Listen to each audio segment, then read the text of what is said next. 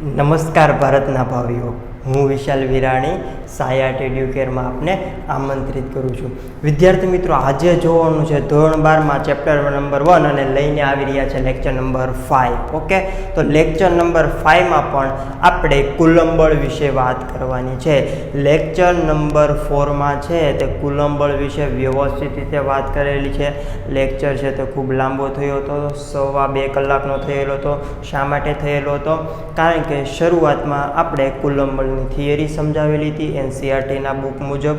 Okay, અને theory complete થઈ ગયા પછી JEE અને નીટ આધારિત નવા કોન્સેપ્ટ અને નવા દાખલા છે, અલગ અલગ કોન્સેપ્ટના દાખલા ગણાવેલા હતા. ઓકે, તો તમે તે લેક્ચર છે તે જોઈ શકો છો, જેનાથી તમારે પાયો છે તે મજબૂત થઈ જશે. ઓકે, તો આજે પણ કુલંબળની જ વાત કરવાની છે. કાલે કુલંબળની વાત કરેલી. કુલંબળ છે શું કે બે વિદ્યુતભાર હોય Q1 અને Q2, તો તે R અંતરે આવેલા હોય તો તેની વચ્ચે લાગતું બળ F બરાબર શું આવતું કે Q1 Q2 by R². Ready? અહીંયા બળ કોની વચ્ચે લાગે છે? બે વિદ્યુતભારની જ વચ્ચે લાગે છે. હવે તમને સવાલ એ થાય કે માનો કે હું ત્રીજો વિદ્યુતભાર Q3 રાખું તો Q1 ઉપર કેટલું બળ લાગશે? Q4 રાખું તો Q1 ઉપર કેટલું બળ લાગશે? Q5 રાખું તો Q1 ઉપર કેટલું બળ લાગશે? રેડી? તો Q1 ઉપર આ ચારેય વિદ્યુતભારને લીધે બળ લાગશે. રેડી? તો એની વાત કરવાની છે. એને શું કહેવાય છે કે સંપાતપણાનો સિદ્ધાંત કહેવામાં આવે છે. અને યસ, કે આજના લેક્ચરમાં સંપાતપણાનો સિદ્ધાંત થિયરી એકદમ નાની છે, પછી એના દાખલા જોવાના રહેશે. પછી કે પરિણામી બળના દાખલા, આપણે પરિણામી બળ શોધવાનું છે ને, તો પરિણામી બળના દાખલા, અને ખાસ JEE નીટ માટે કે પરિણામી બળ શૂન્ય માટેના દાખલા, કે પરિણામી બળ બે વિદ્યુતભાર આપેલા હોય તો તેમાં તમે ત્રીજો વિદ્યુતભાર ક્યાં મૂકો તો પરિણામી બળ શૂન્ય થાય, તે માટેના દાખલા ગણવાના. અને છેલ્લે આપણે એની શોર્ટકટ મેથડ પણ આપશું. ઓકે, તો છેક સુધી લેક્ચર જોજો તો આઈડિયા આવશે કે શું કરીએ છીએ. ઓકે, ચલો તો હેડિંગ મારી લો કે સંપાતપણાનો સિદ્ધાંત. સંપાતપણાનો સિદ્ધાંત શા માટે આપે છે કે જો કોઈ વિદ્યુતભાર પર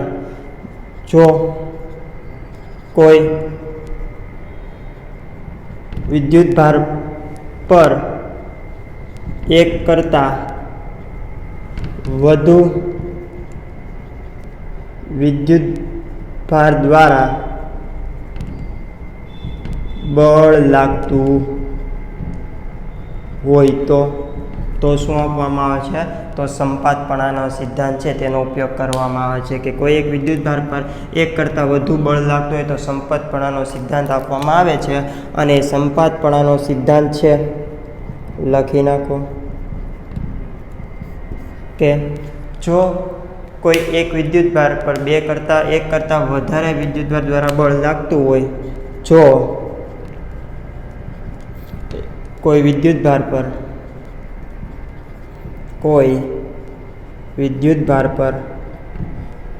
એક કરતાં વધુ વિદ્યુતભાર દ્વારા બળ લાગતું હોય તો તે વિદ્યુતભાર પર બળ એ દરેક એક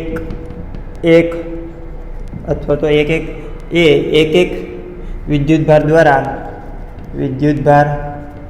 દ્વારા લાગતા બળોનો સદિશ સરવાળો છે. ઓકે, સદિશ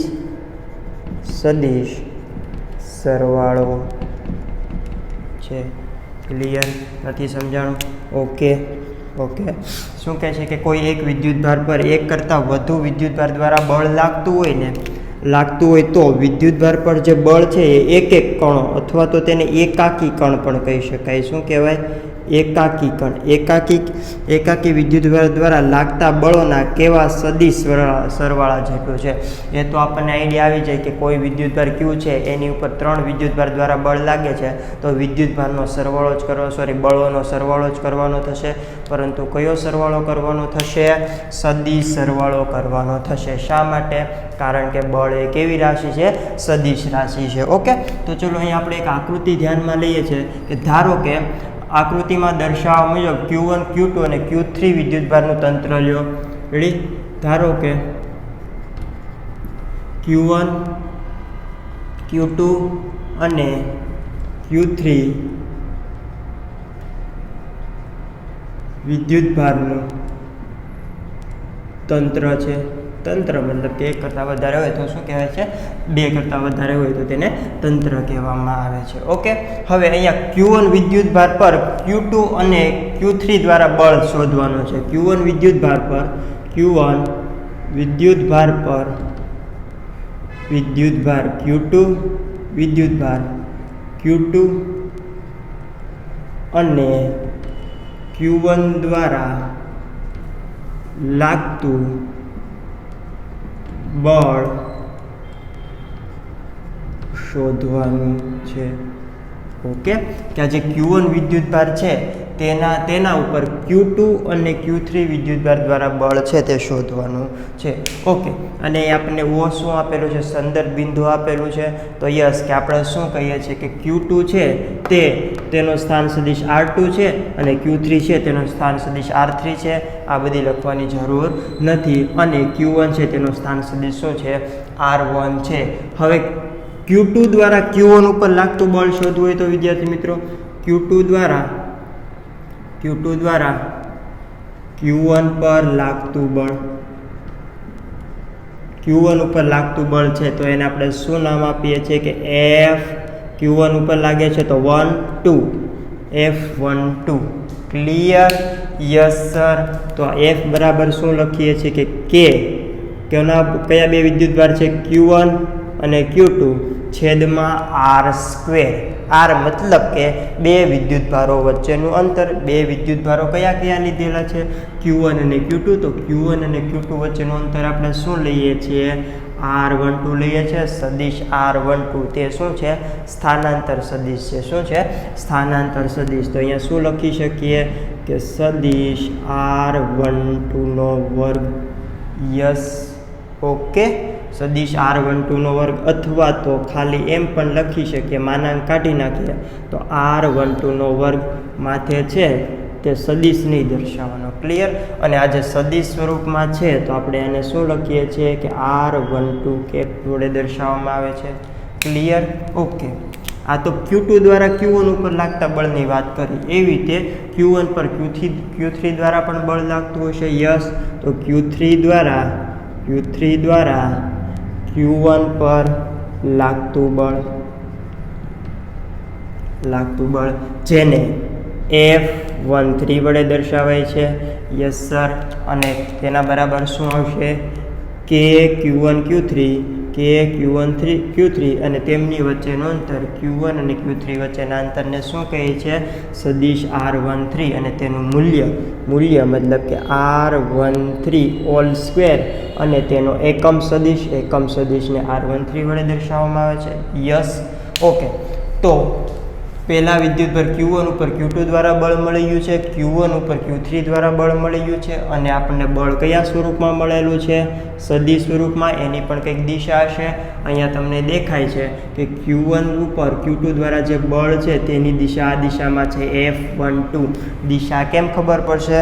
કુલમના નિયમ મુજબ કે બળ છે તે બંને વિદ્યુતભારોને જોડતી રેખામાં લાગે છે. વિદ્યુત બળ છે તે બંને વિદ્યુતભારોને જોડતી રેખામાં લાગે છે. જો અહીંયા સમાન વિદ્યુતભાર હોય તો શું લાગશે? સજાતીય વિદ્યુતભાર હોય તો શું લાગશે? અપાકર્ષણ બળ લાગશે.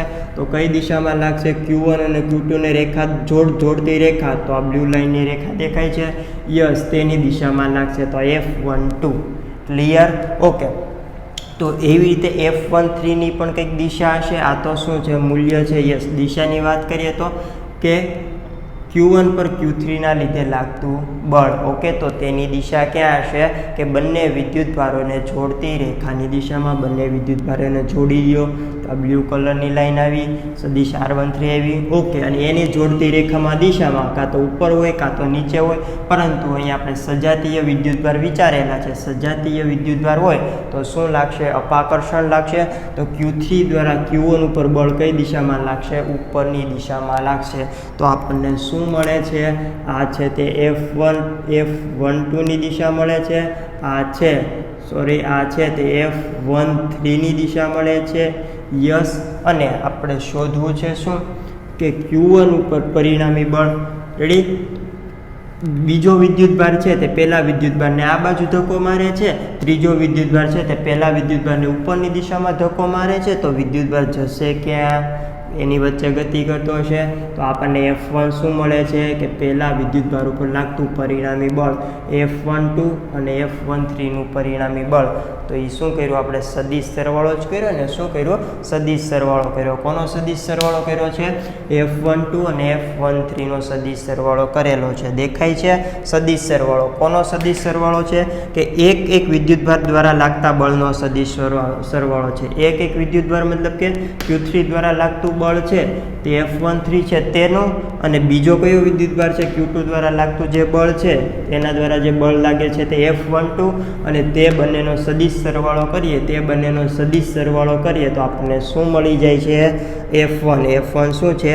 કે એક કરતાં કોઈ વિદ્યુતભાર ઉપર લાગતું બળ છે. સમજાઈ ગયું? તો સેન્ટેન્સ સિદ્ધાંત સમજાઈ ગયો છે. ઓકે, તો હવે આપણને મળી જાય કે Q1 પર લાગતું પરિણામી બળ.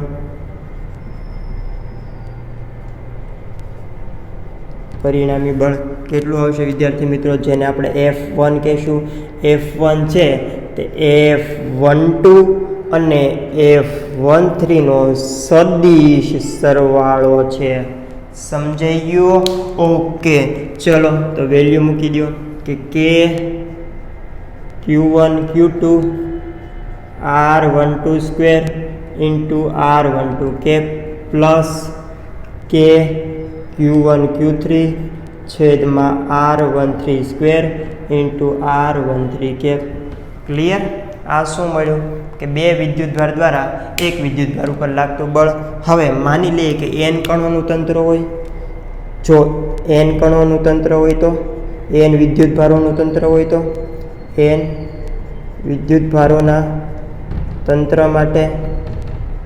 માટે વિદ્યુતભાર કેટલા હશે? Q1 Q2 Q3 ક્યાં સુધી? n સુધી. ઓકે, તો Q1 પર લાગતું પરિણામી બળ શોધવું હોય તો Q1 પર લાગતું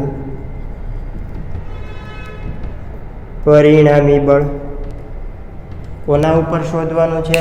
કેટલા કણ આપેલા છે? n કણ આપેલા છે. કોના ઉપર શોધવું છે? Q1 ઉપર શોધવું છે. તો Q1 ઉપર Q2 દ્વારા બળ લાગતું હશે, Q3 દ્વારા લાગતું હશે, Q4 દ્વારા લાગતું હશે, અને Qn મતલબ કે બધા જ વિદ્યુતભાર દ્વારા Q1 ઉપર બળ લાગતું હશે. તો આપણે F1 શોધવું હોય તો F1 કે પહેલા વિદ્યુતભાર ઉપર લાગતું બળ, તો લખી શકીએ કે F12 કે બીજા વિદ્યુતભાર દ્વારા પહેલા વિદ્યુતભાર ઉપર લાગતું બળ. યસ, પ્લસ F13 ત્રીજા દ્વારા પહેલા ઉપર લાગતું બળ. યસ, અને સદિશ સ્વરૂપમાં દર્શાવેલું છે કારણ કે કેવો સરવાળો લેવાનો છે? સદિશ સરવાળો લેવાનો છે. ઓકે, તો એવી રીતે ક્યાં સુધી આવશે? કે F1n સુધી આવશે. Yes sir. ઓકે, આની વેલ્યુ મૂકીએ તો F12 તો આવશે K Q1 Q2 બાય સદિશ R12 સ્ક્વેર, અને કયો કેપ આવશે? કે R12 કેપ. ક્લિયર? યસ. પછી એવી રીતે કે F13 બરાબર K Q1 Q3 છેદમાં R13 ઓલ સ્ક્વેર ઇન્ટુ R13નો કેપ. યસ, પ્લસ ડોટ ક્યાં સુધી? n સુધી. તો K એક તો વિદ્યુતભાર Q1 ઉપર હશે અને બીજો વિદ્યુતભાર કોણ હશે? Qn દ્વારા Q1 ઉપર લાગતું બળ, તેને આપણે શું કહેશું? F1n કહેશું. ક્લિયર? તો K Q1 Qn છેદમાં તેમની વચ્ચેનું અંતર, તો R1n square. Okay, into R1n cap. Okay, ચલો આને વ્યાપક રીતે લખવું હોય તો ચલો બધામાં કઈ કઈ વસ્તુ કોમન છે? KQ1 તો બધામાં કોમન જ છે. યસ, તો હું KQ1 ને સાઈડમાં કાઢી લઉં છું. KQ1 ને સાઈડમાં કાઢી લઉં છું. કરીએ છીએ શું? સરવાળો કરીએ છીએ. તો એની માટે હું સિગ્મા આપી દઉં છું. કોનો સરવાળો કરીએ છીએ કે હવે Q રહે છે ને, બીજા બધામાં Q1 કાઢી લઈએ તો ઉપર છે તે Q રહે છે. ઓકે, તો ઉપર છે તે Q રહે છે. પછી નીચે છે તે R12 R13 R1n. તો નીચે R1 તો બધામાં કોમન જ છે. આગળનો અંક છે તે કોમન છે. રેડી? પાછળનો અંક છે તે બદલાય છે. ઇન્ટુ R કેપમાં પણ આગળનો અંક 1 તો બધામાં કોમન જ છે. 1 તો બધામાં કોમન જ છે. બદલાય છે તો કયો બીજો અંક બદલાય છે? તો આટલું તો લખતા ફાવી જાય. યસ, હવે આપણે અહીંયા આઈની વેલ્યુ મૂકવાની છે કે I બરાબર 1 2. ઓકે, અહીંયા જે I છે. ઓકે, ચલો અહીંયા આપણે હું છે અને I આપી દઉં છું. અહીંયા પણ I લખી દઉં છું અને અહીંયા પણ I લખી દઉં છું. શા માટે? કારણ કે Q1 બરાબર શું છે? હવે Q1 તો કાઢી રાખેલો છે. QI બરાબર શું હશે? Q2 હશે. અહીંયા QI બરાબર શું હશે? Q3 હશે. અહીંયા QI બરાબર શું હશે? QN હશે. ક્લિયર? તો 2 થી n સુધી આવે છે. I બરાબર ક્યાંથી ક્યાં આવે છે? 2 થી n સુધી આવે છે. ઓકે, તો એવી જ રીતે અહીંયા પણ I છે. આને શું કીધું છે? બીજો જે અંક છે તેને I કીધેલો છે. તો I ક્યાંથી ક્યાં આવે છે? 2 3 n. તો I બરાબર 2 થી n આવે છે. યસ, હવે અહીંયા એકમ સદિશમાં જુઓ કે બીજો અંક છે તે 2 3 n. તો I બરાબર ક્યાંથી ક્યાં આવે છે? 2 થી n. તો I બરાબર 2 થી n લખી શકીએ વ્યાપક સ્વરૂપમાં. ઓકે, તો બસ આ હતો સંપાતપણાનો સિદ્ધાંત. હવે આના આધારિત આપણે દાખલા લખી નાખીએ, ગણી લઈએ. લખી નાખો થિયરી છે તે. ઓકે, ચાલો.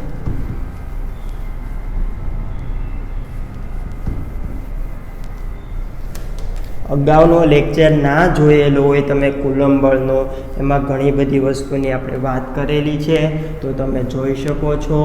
ઓકે, અને અહીંયા આપણે ઉપર છે તે વેઇટેજ લખેલું છે કે બોર્ડમાં કેટલા માર્ક્સનું પૂછાય છે, નીટમાં કેટલા માર્ક્સનું પૂછાય છે અને JEEમાં કેટલા માર્ક્સનું પૂછાય છે. ઓકે, ચલો. તો એક્ઝામ્પલ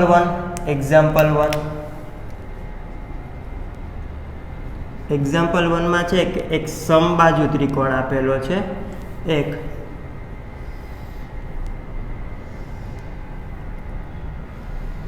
સમબાજુ ત્રિકોણ છે. તો આની લંબાઈ a થશે, આની લંબાઈ a થશે, આની લંબાઈ a થશે અને વચ્ચે તેનું કેન્દ્ર શું આવેલું છે?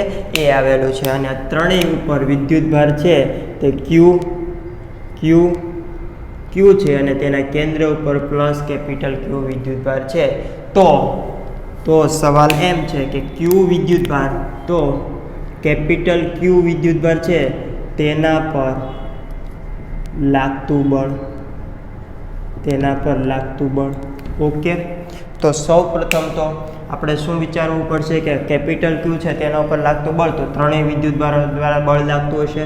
ઓકે, આને હું નામ આપી દઉં 1 2 3 અથવા તો ABC આપી દઉં. ચલો, A B C. તો B દ્વારા O પર કઈ દિશામાં બળ લાગશે? બંને વિદ્યુતભાર ચારેય વિદ્યુતભાર કેવા છે? ધન જ છે ને. કેવા છે? ધન છે. તો Q ઉપર પ્લસ Q ઉપર કેપિટલ Q ઉપર સ્મોલ q દ્વારા કઈ દિશામાં બળ લાગશે? અપાકર્ષણ બળ. તો બંનેને જોડતી રેખામાં તો આ દિશામાં લાગશે. આ કયું બળ હશે? FOB.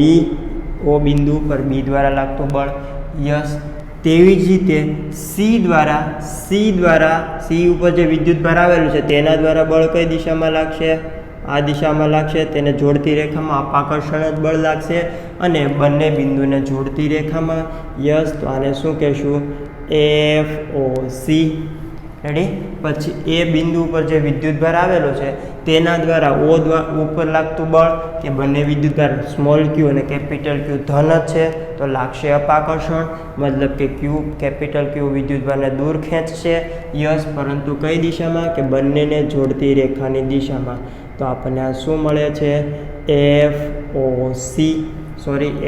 FOA અને આ ત્રણેયનો આપણે સરવાળો કરીએ, સદિશ સરવાળો કરીએ તો આપણને ઓ બિંદુ ઉપર જે વિદ્યુતભાર છે કેપિટલ ક્યુ એના ઉપર લાગતું બળ મળે કે ના મળે?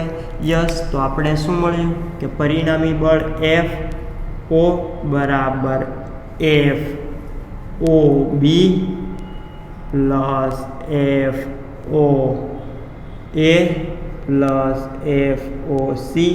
ઓકે, પરંતુ કેવા સ્વરૂપમાં? સદિશ સરવાળો થશે. Yes sir. તો વાત એ રહી કે એફ ઓ એ ગોતવાનું, એફ ઓ બી ગોતવાનું ને એફ ઓ સી ગોતવાનું. ક્લિયર? ચલો, તો એફ ઓ બી બરાબર શું થશે વિદ્યાર્થી મિત્રો? કે એના મૂલ્યની વાત કરવાની છે. એફ ઓની દિશાની વાત તો આપણે દિશા તો દર્શાવેલી છે. તો એફ ઓ બીનું મૂલ્ય કેટલું આવશે? એફ ઓ બીનું મૂલ્ય કે Q1 Q2 બી અને ઓ. તો Q1 બરાબર Q છે, Q2 બરાબર કેપિટલ Q છે. તો Q કેપિટલ Q છેદમાં R સ્ક્વેર, મતલબ કે બંને વચ્ચેનું અંતર. યસ. ઓકે, ચલો હવે બંને વચ્ચેનો એફ ઓ એ શોધીએ. સૌપ્રથમ શું શોધીએ? એફ ઓ એ શોધીએ. ક્લિયર? તો અહીંયા પણ એ થશે ને, વિદ્યુતભાર તો બંને સરખા જ છે. ક્યુ તો કે સ્મોલ ક્યુ ઇન્ટુ કેપિટલ ક્યુ છેદમાં આર. ચલો આપણે શોધવું છે શું? આટલું અંતર એ ઓ. તો અહીંયા આર બરાબર શું થઈ જશે કે કે ક્યુ. તો સ્મોલ ક્યુ અને કેપિટલ ક્યુ વચ્ચેનું અંતર કેટલું છે? સ્મોલ ક્યુ અને કેપિટલ ક્યુ વચ્ચેનું અંતર એ ઓ કહી શકું કે એ ઓનો વર્ગ. યસ. તો સવાલ એ રહ્યો કે એ ઓ કેટલું છે? ચલો, તો આપણને આટલું અંતર મળી જાય કે આનું એ એમ નામ આપું. એ એમ મળી જશે. કઈ રીતે મળશે? કે આ છે તે એ છે, આ છે તે એમ છે, આ છે તે સી છે અને આને જોડતી રેખા. ઓકે, આટલું અંતર કેટલું આપેલું છે? એ આપેલું છે. આખું અંતર બી થી સી વચ્ચેનું અંતર કેટલું છે? એ છે. અને એમ શું હશે? આનો દ્વિભાજક હશે. તો આટલું અંતર કેટલું થઈ જશે? એ થઈ જશે. ક્લિયર? તો આ વસ્તુ ફાઇન કરવી હોય તો એ એમ, તો એ એમનો વર્ગ બરાબર એ સીનો વર્ગ માઇનસ એમ સીનો વર્ગ. શું કર્યું? પાયથાગોરસ. યસ. એસી મતલબ કે એનો વર્ગ માઇનસ એમસી, સોરી A/2 થઈ જશે ને. બી થી સી વચ્ચેનું અંતર છે તે એ છે, તો એમ થી સી વચ્ચેનું અંતર કેટલું થશે? A/2. તો A/2 વર્ગ. તો A square minus A square by 4. તો 3A²/4 કોના બરાબર? AM સ્ક્વેર બરાબર. તો AM બરાબર શું આવશે? √3A/2. ઓકે, AM મતલબ કે આપણને આખું અંતર મળી ગયું અહીંયાથી એથી એમ સુધીનું. પરંતુ આપણે કયું અંતર જોતું છે? એ થી ઓ સુધીનું. ઓ બિંદુ ક્યાં આવેલું છે? કેન્દ્રનું ત્રિકોણનું છે તે મધ્ય કેન્દ્ર છે. તો વિદ્યાર્થી મિત્રો તમને ખબર હશે કે આ અંતર છે તે એઓનું અંતર છે. એઓનું અંતર છે તે એમના અંતર કરતાં 2/3 ભાગનું હોય છે. યસ, 2/3 ગણું હોય છે. તો AM 2/3 સોરી AO બરાબર 2/3 AM બરાબર આવશે √3A/2. 2 કેન્સલ. તો શું આવશે? A/√3. યસ. ઓકે, તો ચલો આપણને એઓ તો મળી ગયું કે સ્મોલ ક્યુ કેપિટલ ક્યુ છેદમાં એઓ બરાબર A/√3 વર્ગ. તો એ સ્ક્વેર. ઓકે, લખી નાખું કે A/√3 વર્ગ બરાબર કે ક્યુ કેપિટલ ક્યુ નીચે એ સ્ક્વેર અને √3 વર્ગ 3 ક્યાં જશે? ઉપર જશે. તો FO એ દ્વારા બળ મળી ગયું છે. યસ. હવે આપણે શું ગોતી શકીએ? FOB દ્વારા લાગતું બળ. ચલો, બંનેમાં બી અને ક્યુ વચ્ચે વિદ્યુતભાર તો સરખા જ છે, સ્મોલ ક્યુ અને કેપિટલ ક્યુ. તો કે સ્મોલ ક્યુ કેપિટલ ક્યુ અને છેદમાં અંતર. વિદ્યાર્થી મિત્રો, ઓ એ જેટલું અંતર હોય એટલું જ BO હોય, એટલું જ CO હોય. રેડી? તો અહીંયાથી શું લખી શકીએ કે AO BO બરાબર CO અને કોના બરાબર હશે? AO બરાબર જ હશે ને. AO બરાબર શું છે? A/√3 છે. ક્લિયર? તો અહીંયા ABO નો વર્ગ. તો સેમ જ વસ્તુ આવશે કેટલું બળ મળશે? આટલું જ મળશે કે 3k small q capital Q by a square. Okay, અને આની દિશાની વાત કરીએ તો FOની દિશા ક્યાં છે? એ થી O તરફ. ક્યાંથી ક્યાં તરફ? એ થી O તરફ. યસ, એ થી O તરફ દેખાય છે. ક્યાં લાગે છે? એ બિંદુ દ્વારા CO બિંદુ પર બળ ક્યાં લાગે છે? નીચેની દિશામાં. FOA છે તે એ થી O તરફ છે. FBOનું મૂલ્ય તો ખબર પડી ગઈ, તેની દિશા. FOBની મૂલ્ય તો ખબર પડી ગઈ, તેની દિશા છે. B દ્વારા કઈ દિશામાં બળ લાગે છે? B થી O તરફ દેખાય છે. FOB તો આ બાજુ જાય છે, તો B થી O તરફ. યસ, B થી O તરફ. ઓકે, ચલો. તો એવી જ રીતે FOC શું મળશે? FOC બરાબર K Q1Q છેદમાં CO વર્ગ, પરંતુ CO બરાબર પણ શું છે? A/√3 છે. તો સેમ જ વેલ્યુ આવશે કે 3KQ by a square. Okay, અને આની દિશા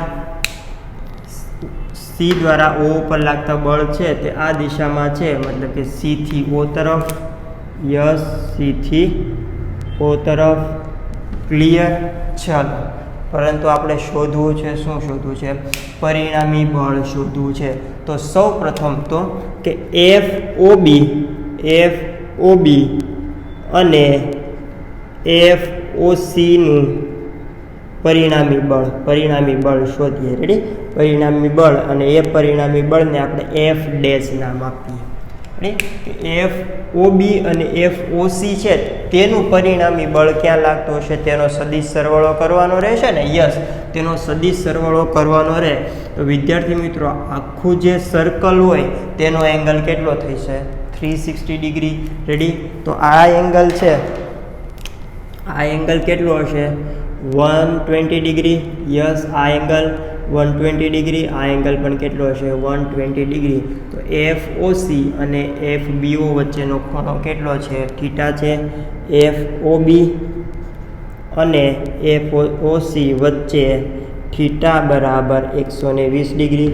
તો પરિણામી વેલ્યુ શોધવી હોય તો, જેને F ડેશ નામ આપેલું છે, ખબર જ છે ને કે F ડેશ બરાબર વર્ગમૂળમાં FOBનો વર્ગ વત્તા FOCનો વર્ગ વત્તા 2FOB FOC into cos theta છે તે બંને સદિશો વચ્ચેનો ખૂણો. યસ, ઓકે, ચલો. હવે FOBની વેલ્યુ કેટલી છે વિદ્યાર્થી મિત્રો? 3KQ small q capital Q by a square. ચલો, હું આના બરાબર છે ને ખાલી F નામ આપી દઉં છું. શું નામ આપું છું? F નામ આપું છું. તો અહીંયા હું એમ લખી શકું કે Fનો વર્ગ વત્તા FOC બરાબર આ જ છે, તો એને આપણે F કીધું, તો આ પણ કેટલો થશે? F થશે. એવી રીતે એ પણ કેટલો થશે? F થશે. રેડી? પછી Fની વેલ્યુ પછી મૂકી શકીએ છીએ. તો FOC બરાબર Fનો વર્ગ plus 2F into F cos. શા માટે આ બધું કરેલું? કારણ કે આ વેલ્યુ તમે મૂકશો ને તો કોમ્પ્લિકેટેડ લાગશે. રેડી? તો કોસ, બંને વચ્ચેનો એંગલ કેટલો છે? 120 ડિગ્રી. કેટલો છે? 120 ડિગ્રી. તો 120 ડિગ્રી તમે મૂકો છો, પરંતુ આપણને એની વેલ્યુ ખબર છે ને. આના બરાબર શું થઈ જશે? 2f² પ્લસ 2f² અને cos 120 છે, તો એને એમ લખી શકીએ કે cos 90 plus 30. Yes, cos 90 plus 30. Okay, તો આના બરાબર શું આવશે કે 2f² cos 90 પ્લસ થીટા. વિદ્યાર્થી મિત્રો, એકમ વર્તુળમાં આવી જાઓ કે આ 0 છે, 90 છે, 180 છે, અહીંયા ઓલ આવશે, S આવશે, T આવશે અને C આવશે. આઈડિયા છે? ઓકે, cos 90 પ્લસ થીટા, તો 90 કરતાં વધારે તો ક્યાં આવ્યા? બીજા ચરણમાં cos કેવું વિધેય હોય છે? માઇનસ વિધેય હોય છે. કેવું વિધેય હોય છે? માઇનસ વિધેય હોય છે. અથવા તો કે આની જે વેલ્યુ થશે એ કેટલા કેવી થશે? ઓકે, cos 90 પ્લસ છે, cos 90 પ્લસ 30 છે, તો cos 90 પ્લસ 30, તો તેની વેલ્યુ કેટલી થઈ જશે? બીજા ચલમાં cos છે તે માઇનસ છે. ઓકે, તો માઇનસ અને cos 90 પ્લસ થીટા છે તો શું થઈ જશે કે sin 30. યસ. ઓકે, તો f ડેશ બરાબર શું આવશે કે વર્ગમૂળમાં 2f નો વર્ગ માઇનસ 2f નો વર્ગ, રેડી, અને માઇનસ sin 30 બરાબર શું આવશે? 1/2. ક્લિયર? ઓકે, 1/2 કેન્સલ, તો 2f નો વર્ગ માઇનસ f નો વર્ગ, તો શું વધે છે? f નો વર્ગ. તો અહીંયા શું આવે છે? આપણને f મળે છે. કોના બરાબર? f dash. અને f ડેશ શું છે કે FOB અને FOCનું પરિણામી બળ છે. તો FOB અને FOCનું પરિણામી બળ ક્યાં આવશે? આ બાજુ આવશે. ઓકે, અને એક્ઝેક્ટ ક્યાં આવશે? વચ્ચે જ આવશે. તો તમે અહીંયા જોઈ શકો છો કે FOA અને F ડેશ અને F ડેશ કહીએ છીએ F ડેશ બંને એકબીજાની વિરુદ્ધ દિશામાં છે. રેડી? તો હવે આપણે પરિણામી બળ કોની ઉપર શોધવાનું છે? Q ઉપર. તો હવે કેટલા બળ રહ્યા? એક તો F ડેશ રહ્યું અને FOA રહેલું છે. તો હવે કે O બિંદુ પરના Q પર પરિણામી બળ જેને આપણે FO નામ આપીએ. FO બરાબર કયા બળ લાગતા હશે હવે? તો કે F ડેશ લાગતું હશે વત્તા FOA લાગતું હશે. ક્લિયર? યસ. ચલો, F ડેશ છે તે ક્યાં લાગે છે? ઉપરની બાજુ લાગે છે. માની લઈએ F ડેશ છે તે ઉપરની બાજુ લાગે છે. માની લઈએ કે ઉપરની બાજુની દિશા છે તેને ધન ગણવામાં આવે અને F ડેશ બરાબર કેટલા આવેલા છે? F આવેલા છે. તો આના બરાબર શું થશે? પ્લસ F થશે. યસ. FOA એની મૂલ્ય કેટલું છે? F જ છે, પરંતુ તે ક્યાં લાગે છે? નીચેની દિશામાં લાગે છે. તો આની કરતાં વિરુદ્ધ દિશામાં છે, તો માઇનસ F કહી શકીએ. તો FO પરિણામી બળ કેટલું આવશે? 0 આવશે. કોના ઉપર? આ જે ત્રિકોણના કેન્દ્ર ઉપર જે વિદ્યુતભાર મૂકેલો છે તેના ઉપર પરિણામી બળ કેટલું આવે છે? 0 આવેલો છે. અને શા માટે આવે છે? કારણ કે સમમિતિ છે કે આ જે ત્રણેય વિદ્યુતભાર સ્મોલ q છે તે કેપિટલ Q થી સરખા અંતરે આવેલો છે. તેથી સમમિતિને કારણે પરિણામી બળ કેટલું આવે છે? 0 આવે છે. ઓકે, લખી નાખો. ચલો,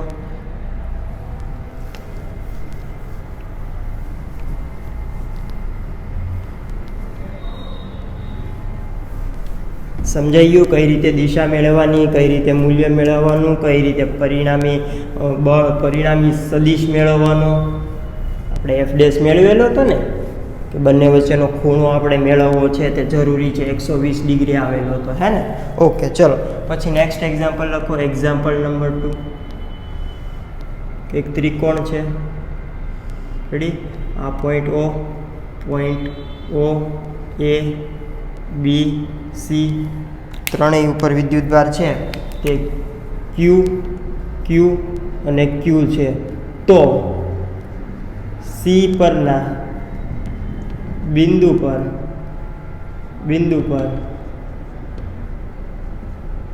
પરિણામી બળ કેટલું હશે? ક્લિયર? ઓકે, સૌપ્રથમ તો આપણે દિશાની વાત કરી લઈએ કે Q છે તે પણ ધન છે, આ Q પણ ધન છે. તો એના દ્વારા શું લાગશે? અપાકર્ષણ બળ લાગશે. અને બંનેને જોડતી રેખામાં મતલબ કે આ શું છે? FCA છે. રેડી? એ બિંદુ દ્વારા B ઉપર લાગતું બળ. યસ. ચલો, પછી C ઉપર શોધવાનું છે. તો B દ્વારા C ઉપર લાગતું બળ બંને ધન જ છે, તો અપાકર્ષણ લાગશે, આ દિશામાં લાગશે. યસ. તો આપણને આ શું મળી ગયું? FCB. યસ. રેડી? અને તો C બિંદુ પર શોધવું હોય તો આપણે શું કરવું પડશે? તેનું પરિણામી ફાઇન્ડ કરવું હોય તો ક્યાં આવશે? આ બાજુ આવશે. યસ. પરિણામી, જેને શું કહેશું? FC કહેશું. તો FC છે તો કોનો સરવાળો છે? FCB અને FCA નો કેવો સરવાળો છે? સદિશ સરવાળો છે. ઓકે, હવે જ્યાં FCB શું હશે? બંનેની વેલ્યુ તો ગોતવી પડશે ને કે FCB તો વિદ્યુતભારનું મૂલ્ય મૂકી દો કે K Q1 Q2 બરાબર તો QQ છે તો K Q² અને છેદમાં R. આ જે ત્રિકોણ છે તેની બાજુ કરી લઈએ કે માનો કે X છે, સમબાજુ ત્રિકોણ છે X છે તો છેદમાં X² અને આની દિશાની વાત કરીએ તો B થી C તરફ, ઓકે. ચલો, એવી જ રીતે FCA બરાબર C અને A તો વિદ્યુતભાર તો એ જ છે, અંતર એ જ છે, ખાલી દિશા બદલાઈ ગઈ છે. ક્યાંથી ક્યાં આવે છે? A થી C તરફ. યસ, A થી C તરફ. તો પરિણામી બળ છે તે FC છે તે આ બંનેનો સદિશ સરવાળો છે. હવે વિદ્યાર્થી મિત્રો, સદિશ સરવાળો ગોતવો હોય તો કઈ રીતે ગોતશો? કે બંનેનું પરિણામી લેવાનું છે. તો આ એંગલ કેટલો હશે? મારા મત મુજબ સમબાજુ ત્રિકોણ છે તો બધા એંગલ કેટલા? 60 ડિગ્રી છે. યસ સર, 60 ડિગ્રી છે. Yes sir. તો આ 60 હોય તો અનુકોણના જોડ મુજબ આ પણ કેટલો હશે? 60 ડિગ્રી હશે. તો બંને વચ્ચે ખૂણો કેટલો આવેલો છે? બંને વચ્ચે થીટા બરાબર કેટલા છે? 60 ડિગ્રી છે. યસ, તો મૂકી દો કે FC પરિણામી સદિશ FC બરાબર વર્ગમૂળમાં હું આ બળને F નામ આપી દઉં. રેડી? આ બળને F કહી શકું તો આ પણ કેટલું થશે? F જ થશે. કે FCB બરાબર F તો FCA બરાબર F, કારણ કે બંનેની વેલ્યુ કેવી છે? સરખી છે. તો અહીંયા આવશે FCB નો વર્ગ વત્તા FCA નો વર્ગ વત્તા 2FCA ઇન્ટુ cos થીટા છે તે બંને વચ્ચેનો ખૂણો. યસ, તો વર્ગમૂળમાં FCA તેને આપણે શું કહીએ છીએ? F જ કહીએ છીએ. શું કહીએ છીએ? F કહીએ છીએ. તો Fનો વર્ગ વત્તા Fનો વર્ગ, અગાઉ જે જોયું તે મુજબ જ તેને 2F અને cos બંને વચ્ચેનો ખૂણો કેટલો છે? 60 ડિગ્રી. કેટલો છે? 60 ડિગ્રી. તો cos 60. યસ, તો F² તો 2F² પ્લસ 2F² અને cos 60 તો કેટલા આવશે? 1/2. તો 2F² પ્લસ F² તો વર્ગમૂળમાં 3F² વર્ગમૂળ કાઢીએ તો √3F અને આની દિશા કઈ બાજુ આવશે? પરિણામી દિશા છે તે આમ આવે છે તો O થી C તરફ થશે ને. FC બળ અહીંયા લાગે છે તો O થી C તરફ. તો પરિણામી બળની દિશા ક્યાં આવી? O થી C તરફ. ઓકે, ચલો આવો જ એક એક્ઝામ્પલ લઈ લઈએ કે એક્ઝામ્પલ નંબર 3. ત્રિકોણ છે, સમબાજુ ત્રિકોણ છે એટલે X અંતર, આ point A B C. Okay, અહીંયા વિદ્યુતભાર છે તે પ્લસ Q છે, અહીંયા પણ પ્લસ Q છે, પરંતુ અહીંયા વિદ્યુતભાર માઇનસ Q છે. તો સવાલ એ થાય કે FC પહેલાં તો દિશા કે એ દ્વારા C ઉપર લાગતું બળ કઈ દિશામાં છે? પ્લસ છે ને માઇનસ છે. તો આકર્ષણ બળ લાગશે તો પ્લસ Q છે તે માઇનસ Q ને એની તરફ બોલાવશે. તો આ છે તે શું મળશે આપણને? FAC. યસ, એવી રીતે અહીંયા પ્લસ Q છે ને માઇનસ Q છે તો C ઉપર જ પરિણામી બળ શોધવાનું છે. ક્યાં ગોતવાનું છે? C પર પરિણામી બળ. C પર પરિણામી બળ કેટલું હશે? હવે B છે તે C ને નજીક બોલાવશે. યસ, તો આ થઈ ગયું FCA, આ થઈ ગયું FCB. યસ, તો પરિણામી આપણને ક્યાં મળશે? આ દિશામાં મળશે. રેડી? આને કહીશું FC. તો સેમ જ વસ્તુ આવશે વિદ્યાર્થી મિત્રો કે FC બરાબર FCB પ્લસ FCA, FC બરાબર FCB plus FCA. Yes, FCB અંતર સરખું છે, બંને વિદ્યુતભાર સરખા છે. આપણે આ માઇનસનો ઉપયોગ કરી લીધો. શું કહું છું? માઇનસનો ઉપયોગ કરી લીધો. ક્યાં? શું ગોતવા માટે? દિશા ગોતવા માટે. અહીંયા પ્લસ હતી ને તો FCB છે તે આ બાજુ આવતું હતું, અહીંયા માઇનસ છે તો FCB છે તે આ બાજુ આવે છે. રેડી? તો FCB કેટલું લાગશે? કે K Q² / X². યસ, પરંતુ અહીંયા કઈ દિશા હશે? અહીંયા દિશા છે તે બી થી સી તરફની હતી, તો અહીંયાથી ક્યાં? સી થી બી તરફ જાય છે. ક્યાં? સી થી બી તરફ. યસ, સમજાય છે? તો એવી જ રીતે એફસીએ એ પણ કેટલું જ આવશે? KQ²/x². યસ, પરંતુ એફસીએની દિશા છે આ કેસમાં બંને સજાતીય હતા, તેથી અપાકર્ષણ લાગતું હતું. તો ક્યાંથી ક્યાં હતું? એ થી સી તરફની, પરંતુ અહીંયા ક્યાંથી ક્યાં છે? સી થી એ તરફની. તો આની દિશા ક્યાં આવશે? સી થી એ તરફ. ઓકે, મૂલ્ય મળી ગયું. આનું પરિણામી વેલ્યુ શોધવાની છે. પરિણામી એફસીએ અને એફસીબી છે તેનો પરિણામી સદિશ શોધવો છે. તો તેની વચ્ચેનો ખૂણો ખબર હોવી જોઈએ. યસ, તેની વચ્ચેનો ખૂણો કેટલો છે? 60 ડિગ્રી થશે. સમબાજુ ત્રિકોણ છે એટલા. ઓકે, અને આ મૂલ્ય કેટલું છે? એફ જેટલું છે. આ મૂલ્ય કેટલું છે? એફ જેટલું છે. બંનેની વચ્ચેનો ખૂણો થીટા કેટલો છે? 60 ડિગ્રી છે. તો પરિણામી વેલ્યુ એફસી બરાબર કેટલા આવશે? આ બધી જ વસ્તુ સેમ છે. તો પરિણામી વેલ્યુ એફસી બરાબર કેટલા આવશે? એફસી બરાબર વર્ગમૂળમાં 3f. ખાલી ફરક શું પડશે કે અહીંયા જે પરિણામી બળ છે તે આ દિશામાં લાગે છે. એફસી છે તે આ દિશામાં લાગે છે. ક્યાંથી ક્યાં લાગે છે? ઓ થી સી તરફ. આ દિશામાં, મતલબ કે ઓ થી સી તરફ. પરંતુ અહીંયા પરિણામી બળ છે એટલું જ લાગશે, √3f જ લાગશે. રેડી? પરંતુ કઈ દિશામાં લાગે છે? અહીંયા એફસી દેખાય છે. કઈ દિશામાં લાગશે? આ દિશામાં, મતલબ કે સી થી ઓ તરફ. તો પરિણામી જે બળ છે તે તો સરખું છે, પરંતુ તેની દિશા છે તે સી થી ઓ તરફ, મતલબ કે વિરુદ્ધ દિશામાં છે. ક્લિયર? સમજાઈ ગયું? લખી નાખો. Okay, next example 3.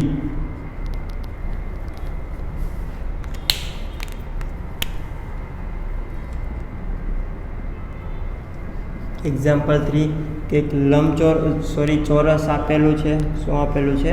ચોરસ. રેડી? અને તેની બાજુની લંબાઈ માનો કે x છે. ઓકે, આ પોઈન્ટ છે તે એ છે, બી, સી, ડી. અહીંયા વિદ્યુતભાર +q મૂકેલા છે. અહીંયા પણ +q છે, અહીંયા પણ +q છે, અને અહીંયા -q છે. તો સવાલ એમ છે કે ડી બિંદુ પરના પરિણામી વિદ્યુતભાર પર લાગતું પરિણામી બળ છે તે કેટલું હશે? ક્લિયર? તો સિમ્પલ હું તમને ટ્રીક આપી દઉં છું કે એ દ્વારા ડી ઉપર બળ લાગતો છે, પ્લસ છે, માઇનસ છે, તો બંને વચ્ચે શું થશે? આકર્ષણ. મતલબ કે આ દિશામાં લાગશે. યસ, આને એમ કહીશું કે FDA. ઓકે, પછી સી દ્વારા ડી ઉપર પ્લસ છે, માઇનસ છે, તો આકર્ષણ લાગશે, તો આ બાજુ. યસ, તો આને શું કહીશું? FCA કહીશું. યસ, અને તેમની વચ્ચેનો એંગલ કેટલો થશે વિદ્યાર્થી મિત્રો? કે આનો પરિણામી તમે સદિશ ગોતશો તો એંગલ છે તે 90 ડિગ્રી છે. તો પરિણામી સદિશ તમને ક્યાં મળશે? અહીંયા મળશે, જેને આપણે શું નામ આપી દઈએ? F dash. રેડી? અને હજી આપણે બી દ્વારા આ શું મળ્યું? F ડેશ છે તે એ અને સી દ્વારા લાગતું પરિણામી બળ છે. ક્લિયર? અને બી દ્વારા જે બળ છે તે પણ કેવું લાગતું હશે? આકર્ષણ બળ જ લાગતું હશે. ને તે પણ કઈ દિશામાં હશે? તે પણ આ જ દિશામાં હશે. કે અહીંયા +q છે, અહીંયા -q છે, તો આકર્ષણ બળ. તો FB પણ અહીંયા જ મળે છે. તો આપણને ડી બિંદુ ઉપર પરિણામી બળ શું મળશે? કે F ડેશ પ્લસ, ઓકે, પરિણામી બળ શું મળશે? કે F ડેશ પ્લસ FB બંને, કારણ કે બંને છે તે એક જ દિશામાં છે. ઓકે, તો અહીંયા તમારે શું ગોતવાનું રહેશે? કે F ડેશ બરાબર તો F ડેશ છે તે FDA અને FCA નો સરવાળો છે. યસ, ફાઇન કરતા ફાવી જશે. ચલો, નો પ્રોબ્લેમ. કે FDA D થી A, તો QQ, તો KQ²/x² પ્લસ KQ²/x², પરંતુ સદિશ સરવાળો છે. ઓકે, આ તો આપણે શું લીધેલું છે વેલ્યુ? કે FDA ની વેલ્યુ છે તે આવશે KQ²/a², અને FCA ની વેલ્યુ પણ શું આવશે? kq² x².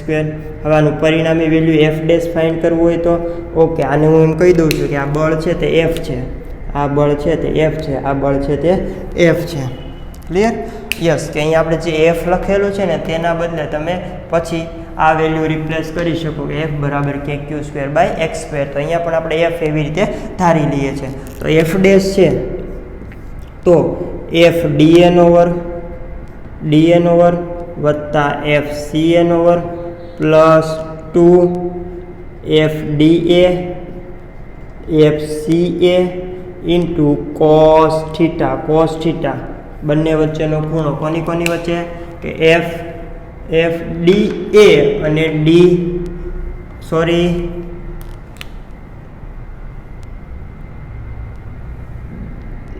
CD આવશે ને. યસ, કે CD આવશે. શું આવશે? CD શું આવશે?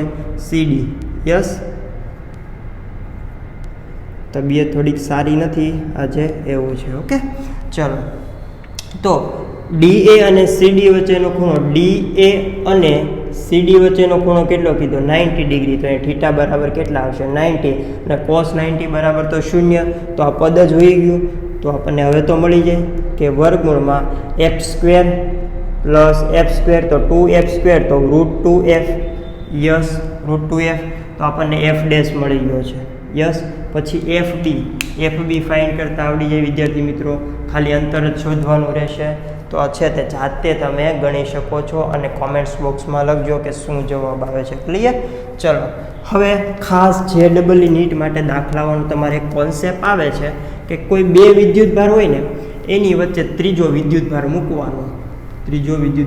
મૂકવાનો, તો તેની ઉપર લાગતું પરિણામી બળ છે તે ક્યાં શૂન્ય થશે? મતલબ કે તમે તે ત્રીજા વિદ્યુતભારને ક્યાં મૂકશો તો પરિણામી બળ છે તે શૂન્ય થશે. પહેલાં તો બે વિદ્યુતભાર લેવા પડશે અને પછી ત્રીજા વિદ્યુતભારને આપણે બોલાવવો પડશે કે તું આવ, તારી ઉપર અમારે છે તે પરિણામી બળ છે તે શૂન્ય કરવાનું છે. તો JEE નીટ માટે હેડિંગ લગાવી દો અને નોટ્સ બનાવતા જજો.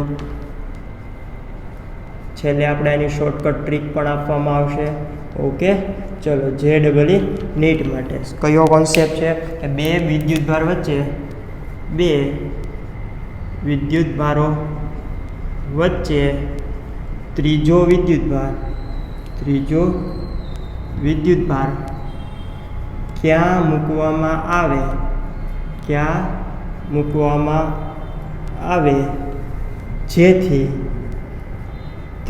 તેના પર ત્રીજા વિદ્યુતભાર પર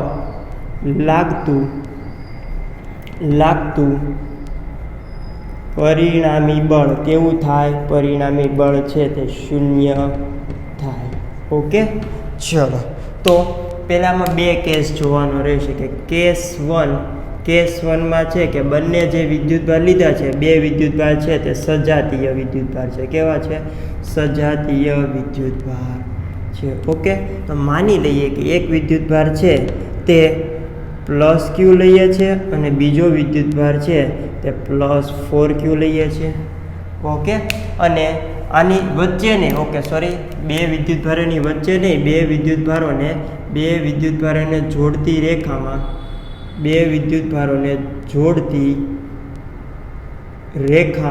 ઓકે, કે બે વિદ્યુતભારોને જોડતી રેખામાં ત્રીજો વિદ્યુતભાર ક્યાં મૂકવામાં આવે કે જેથી ત્રીજા વિદ્યુતભાર લાગતું પરિણામી બળ કેવું થાય? શૂન્ય થાય. બે વિદ્યુતભાર લઈ લીધા. કેવા લીધા છે? સજાતીય, કે બંને છે તે ધન છે. બંને તમે ઋણ પણ લઈ શકો. રેડી? અહીંયા ત્રીજો વિદ્યુતભાર એક મૂકવાનો છે. તો ત્રીજો વિદ્યુતભાર તમે ક્યાં મૂકી શકો? એક તો અહીંયા પણ મૂકી શકો, કેપિટલ Q. ઓકે, પછી એક છે તમે અહીંયા પણ મૂકી શકો. યસ, અને એક છે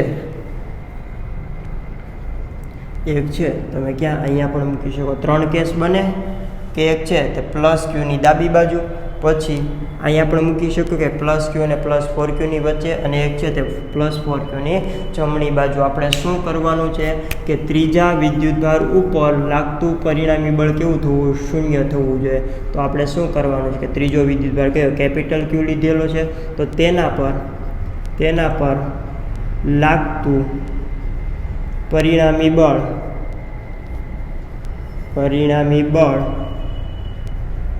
શૂન્ય કરવાનું છે.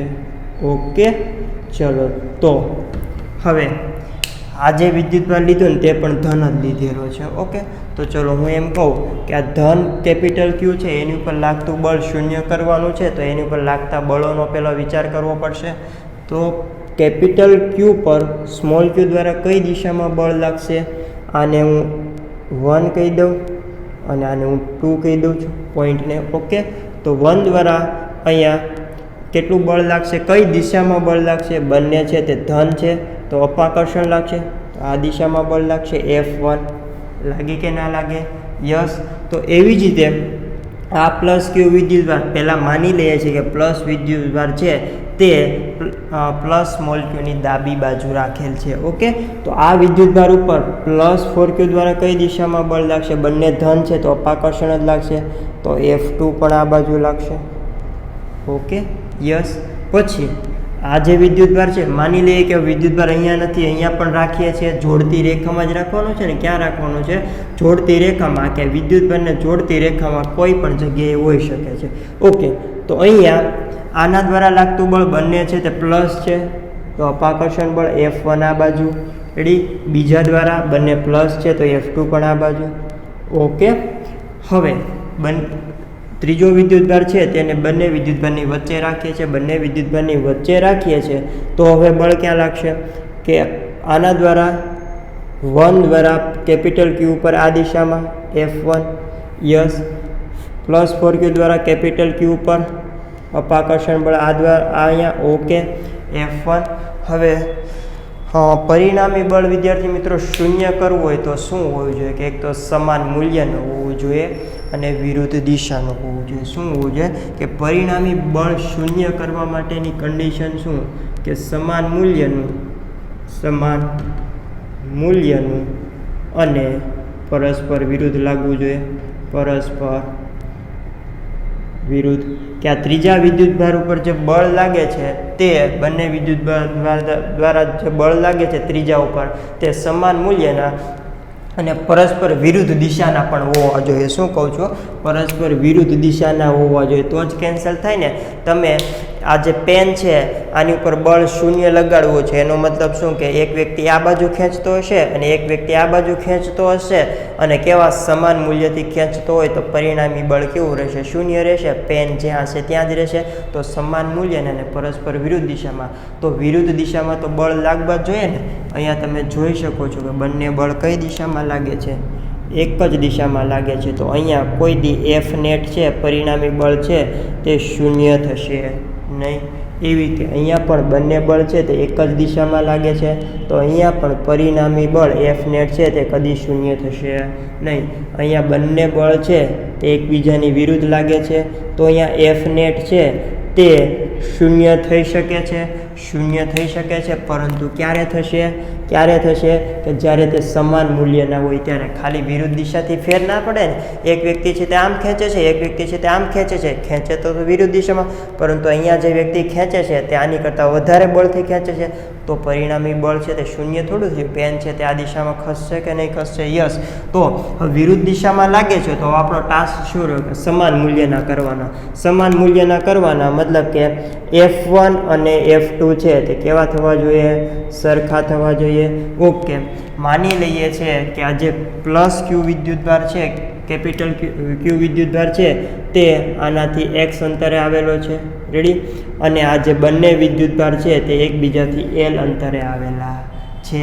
તો આપણે સવાલ એ રહ્યો ને કે આ જે કેપિટલ ક્યુ છે તે વિદ્યુતભારને ક્યાં મૂકવામાં આવે તો બંને બળ થાય સરખા થાય. ઓકે, તો x ની વેલ્યુ શોધવાની છે. ક્લિયર? ચલો, આ છે તે L આપેલો છે. યસ. ચલો, F1 બરાબર F1 તો કોની વચ્ચે? પ્લસ સ્મોલ ક્યુ અને કેપિટલ ક્યુ વચ્ચે લાગતું બળ, તો કેપિટલ ક્યુ છેદમાં તેમની વચ્ચેનું અંતર કેટલું છે? x, તો x² બરાબર +4 ક્યુ અને કેપિટલ ક્યુ વચ્ચેનું લાગતું બળ એને શું કહીએ છીએ? આપણે F2 કહીએ છીએ. યસ. તો કેપિટલ ક્યુ +4 ક્યુ છેદમાં આ બંને વચ્ચેનું અંતર કેટલું આવશે? આ એલ છે, આ એક્સ છે, તો આ કેટલું થઈ જશે? L minus x. તો એલ માઇનસ એક્સનો વર્ગ. યસ, કે કેન્સલ, કેપિટલ ક્યુ કેન્સલ, એકવાર આ ક્યુ કેન્સલ. તો શું આવે છે કે એલ માઇનસ એક્સનો વર્ગ છેદમાં એક્સનો વર્ગ બરાબર 4. યસ, લખી નાખો. ચલો, તો બંને બાજુ વર્ગમૂળ લઈએ તો શું રહેશે? એલ માઇનસ એક્સના છેદમાં એક્સ બરાબર ±2. ઓકે, તો પહેલાં તો એલ માઇનસ એક્સ છેદમાં એક્સ બરાબર +2 લઈએ છીએ. પછી એલ માઇનસ એક્સ છેદમાં એક્સ બરાબર -2 લઈએ છીએ. તો એલ માઇનસ એક્સ બરાબર 2x. તો એલ બરાબર ઓકે એક્સ શોધવા છે તો એક્સ બરાબર કેટલા આવશે? l/3. Yes, okay. અહીંયા એલ માઇનસ એક્સ બરાબર -2x માટે એલ બરાબર આ બાજુ આવે તો -x. તો એક્સ બરાબર કેટલા આવે છે? -l આવે છે. લંબાઈ છે તે માઇનસમાં આવેલી છે, તો આ જવાબ તો શક્ય છે નહીં. તો આ જે ત્રીજો વિદ્યુતભાર છે તે ક્યાં મૂકેલો છે? l/3. મતલબ કે આ જે ટોટલ લેન્થ છે તેના ત્રીજા ભાગ ઉપર મૂકેલો હશે. તો એક્સ બરાબર કેટલા આવશે? l/3 આવેલું છે. ઓકે, ક્યાંથી આવેલું છે? પ્લસ ક્યુથી. આ અંતર ક્યાંથી માપેલું છે? આપણે ક્યાંથી માપેલું છે? પ્લસ ક્યુથી એક્સ અંતર લીધેલું છે ને, તો ક્યાંથી આવેલું છે આ અંતર? કે પ્લસ ક્યુથી અંતર. ઓકે, તો એવી જ રીતે તમને એમ પૂછવું હોય તો કે +4q થી અંતર કેટલું આવશે? તો l માઇનસ એક્સ. તો +4q થી અંતર પૂછે તો l માઇનસ એક્સ. તો l બરાબર તો l જ છે અને x બરાબર શું આવે છે? l/3. તો 3l માઇનસ l તો 2l/3. ક્લિયર? મળી ગયું કે ત્રીજા વિદ્યુતભારને તમે ક્યાં મૂકો તો પરિણામી બળ છે તે 0 થશે. ઓકે, હવે આની આપણે એક શોર્ટકટ ટ્રીક આપી, ડાયરેક્ટ તમને આઈડિયા આવી જશે. આ હું ભૂસી નાખું. ઓકે, ભૂસી નાખું છું, હે ને? ચલો, હવે આ જે વિદ્યુતભાર છે ને એને હું ક્યુ કહી દઉં. શું કહી દઉં છું? આ પ્લસ ક્યુ વિદ્યુતભાર છે તેને હું એને Q1 નામ આપું છું. Q1 બરાબર +q અને આને છે તે Q2 બરાબર +4q. ઓકે, કરવાનું શું છે કે એફ નેટ આ જ કરવાનું છે. ઓકે, શોર્ટકટ સૂત્ર ડાયરેક્ટ મળી જશે કે F1 બરાબર F1ની વેલ્યુ અને F2ની વેલ્યુ સરખી થશે તો કેટલા લખી શકીએ કે KQ. ઓકે, સોરી, કેપિટલ ક્યુ અને આ સ્મોલ ક્યુ બરાબર હું શું કહું છું? Q1 કહું છું. શું કહું છું? Q1 અને છેદમાં એક્સનો વર્ગ. યસ, બરાબર કેપિટલ ક્યુ અને આ જે 4q છે એને મેં Q2 નામ આપેલું છે. રેડી? Q2 નામ આપેલું છે.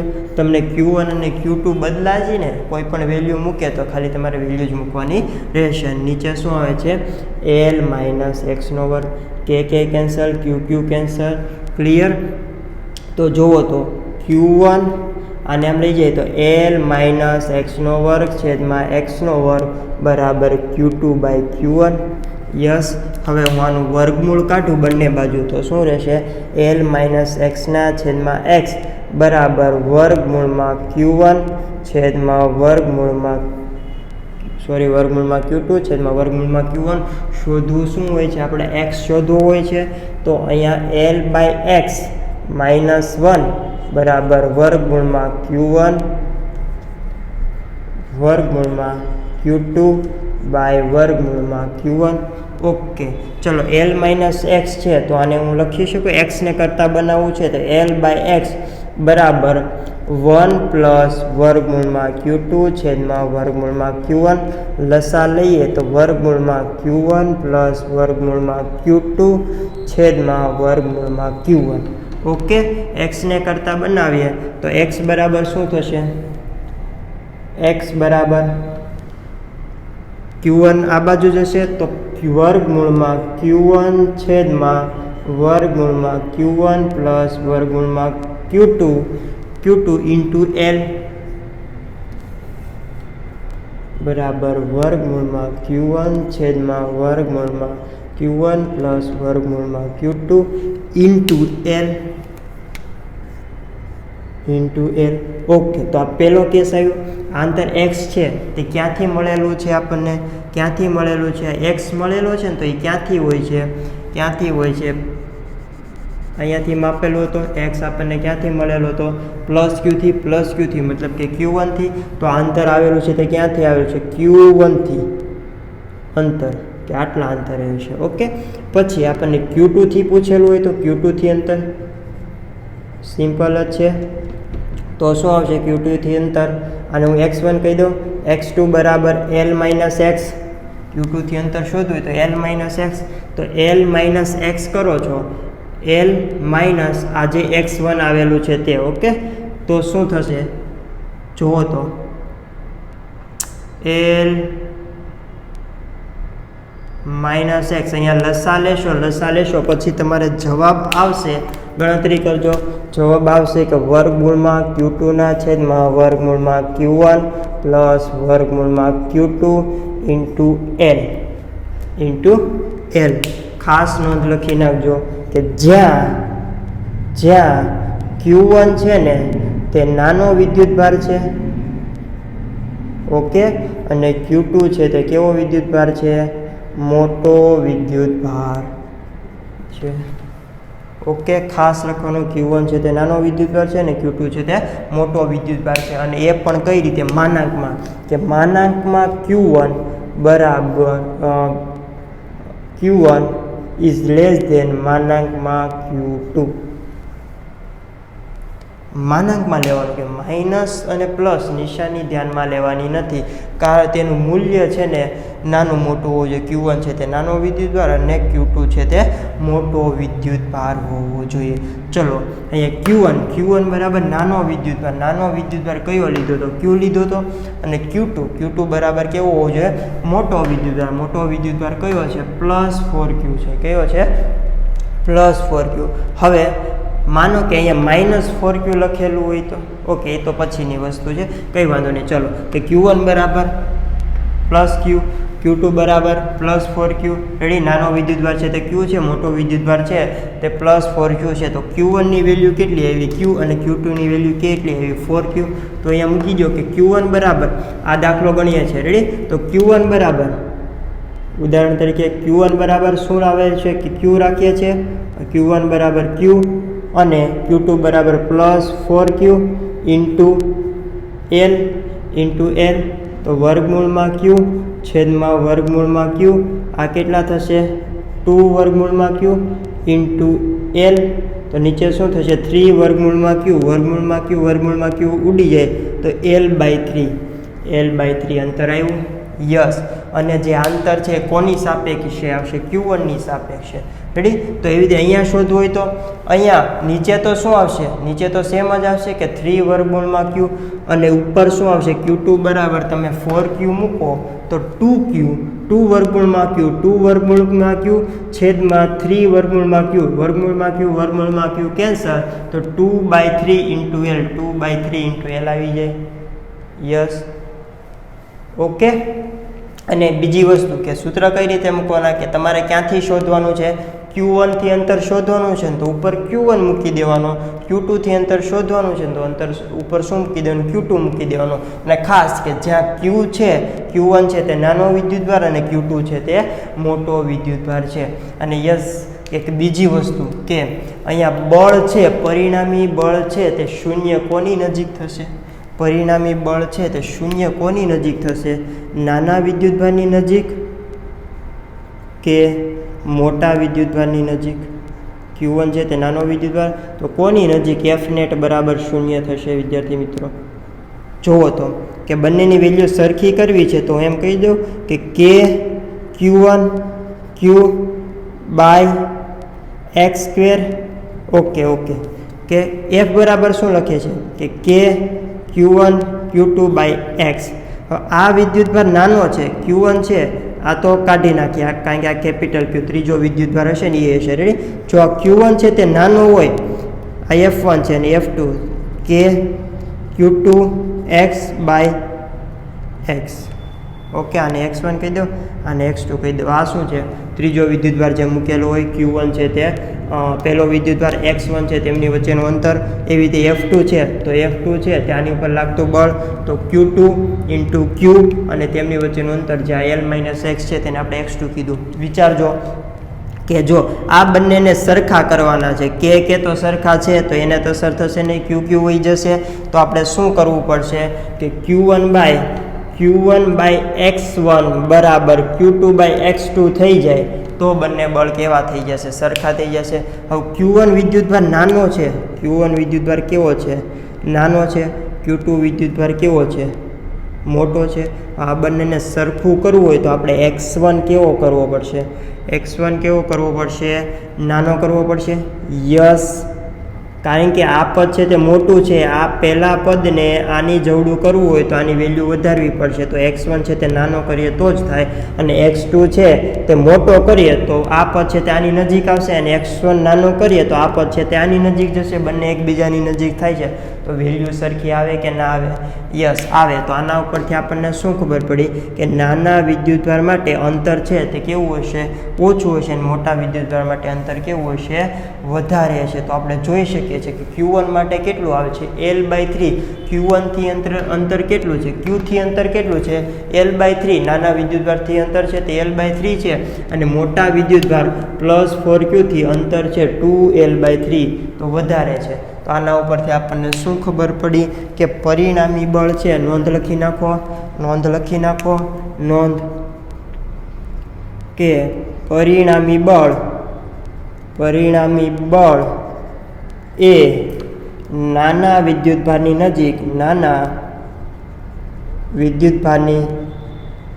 નજીક શૂન્ય થશે. રેડી? ઓકે, ચલો.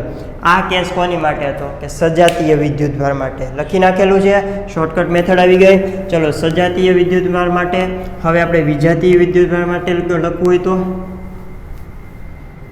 લખી શકીએ ને? રેડી? વિજાતીય વિદ્યુતભાર માટે લખતા જજો.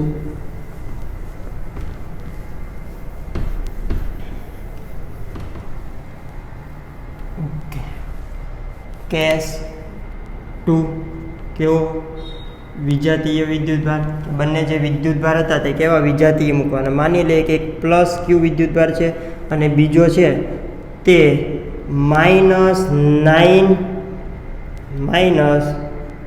-9Q વિદ્યુતભાર છે. ઓકે, હવે આની વચ્ચે ત્રીજો વિદ્યુતભાર મૂકવાનો છે. પહેલાં અહીંયા મૂકી શકીએ, અહીંયા પણ મૂકી શકીએ. બળની વાત કરીએ, આ પ્લસ છે, આ પણ પ્લસ છે. રેડી?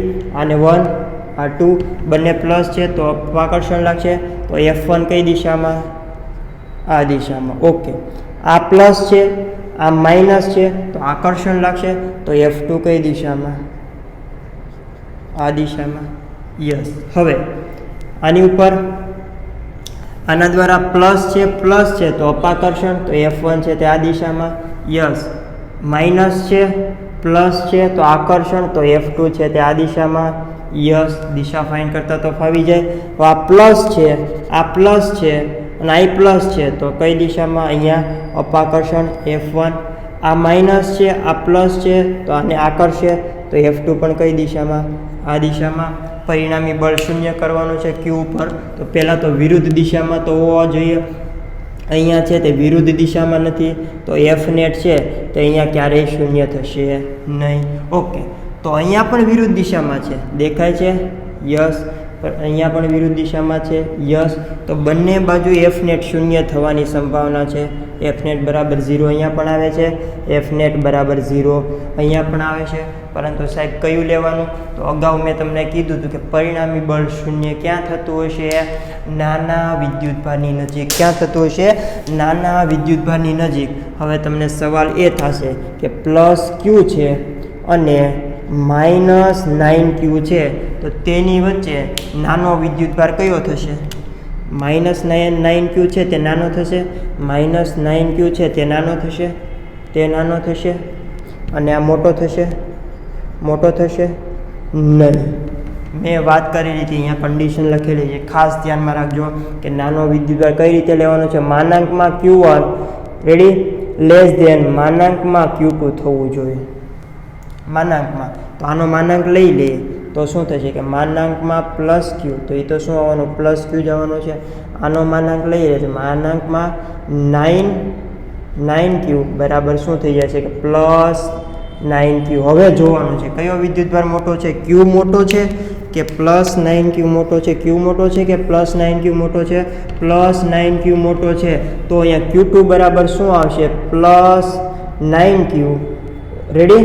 અને Q1 બરાબર શું આવશે કે Q. ક્લિયર, સમજાઈ ગયું. તો મોટો વિદ્યુતભાર કયો છે પ્લસ Q છે, મોટો વિદ્યુતભાર છે તે 9Q છે અને નાનો વિદ્યુતભાર છે તો Q છે. તો પરિણામી બળ કોની નજીક શૂન્ય થાય, નાના વિદ્યુતભારની નજીક થાય. અહીંયા વિદ્યુતભાર મૂકીએ, ત્રીજો વિદ્યુતભાર અહીંયા મૂકીએ તો એ તો નાના વિદ્યુતભારથી દૂર છે અને મોટા વિદ્યુતભારની નજીક છે, તો અહીંયા તો પરિણામી બળ છે તે શૂન્ય થશે નહીં. રેડી. અહીંયા ત્રીજો વિદ્યુતભાર મૂકવામાં આવે તો યસ, તો હવે તે છે તે નાના વિદ્યુતભારની નજીક છે અને મોટા વિદ્યુતભારથી દૂર છે, તો અહીંયા પરિણામી બળ છે તે શૂન્ય થશે. તો આ કેસ છે તે સાચો છે. Clear, okay. ચલો હવે બળ તો વિરુદ્ધ દિશામાં છે, બળ તો બંને વિરુદ્ધ દિશામાં છે, તો બંને છે તે સમાન મૂલ્યના થવા જોઈએ. તો F1 બરાબર F2. યસ. ચલો આ બંને વચ્ચે છે તે અંતર કેટલું લઈએ છીએ વિદ્યાર્થી મિત્રો, આપણે L લઈ લઈએ છીએ. માની લઈએ છીએ કે આ જે વિદ્યુતભાર છે તે Q1 થી કેટલા x અંતરે આવેલો છે. તો સેમ જે વસ્તુ કરી હતી એ જ તે કે આના દ્વારા અહીંયા બળ K, Q, કેપિટલ Q, તેમની વચ્ચેનું અંતર x² બરાબર આના દ્વારા અહીંયા તો K કેપિટલ Q 9Q. જો હવે નિશાની લેવાની નથી, માઇનસ નિશાની નથી લેવાની.